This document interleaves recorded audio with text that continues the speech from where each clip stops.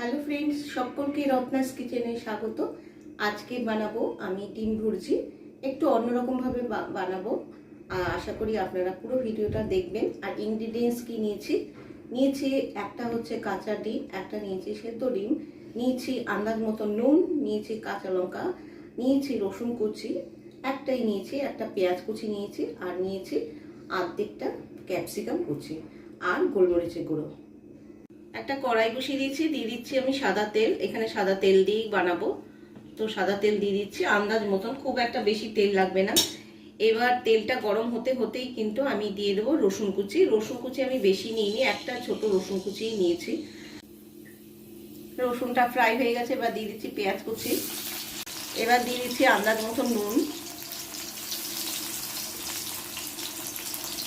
যেহেতু এই ডিম ভুর্জি সাধারণত রুটি দিয়ে খাওয়া হয়, তাই নুনটা একটু দেখে শুনে দিতে হবে, কমই দিতে হবে একটুখানি। এবার একটা ডিম যেটা কাঁচার আছে ওটা ভেঙে এর মধ্যে দিয়ে দিচ্ছি,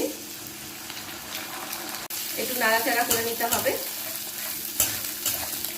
এবার দিয়ে দেবো কেটে রাখা ক্যাপসিকাম কুচি, আর দিয়ে দেবো লঙ্কা কুচি। লঙ্কা যেহেতু আমাদের ঘরে ছোট বাচ্চা খাবে, ওই জন্য খুব বেশি লঙ্কা দিলাম না। আপনাদের বড়রা খেলে অবশ্যই ঝালটা একটু বেশি করে দিই। যে সেদ্ধ ডিমটা ছিল ওটা হাতের সাহায্যে আমি এটাকে একটুখানি ভেঙে নিয়েছি। এবার সম্পূর্ণটা দিয়ে দেবো, দিয়ে আবার ভালো করে নাড়াচাড়া করে নেবো।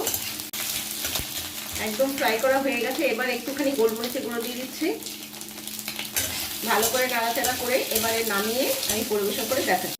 কেমন লাগলো আমার এই রেসিপি? যদি ভালো লেগে থাকে অবশ্যই লাইক করবেন, শেয়ার করবেন, প্লিজ প্লিজ। আর যারা সাবস্ক্রাইব করছেন না, প্লিজ সাবস্ক্রাইব করে আমার পাশে থাকবেন। ভালো থাকবেন, সুস্থ থাকবেন, বাই।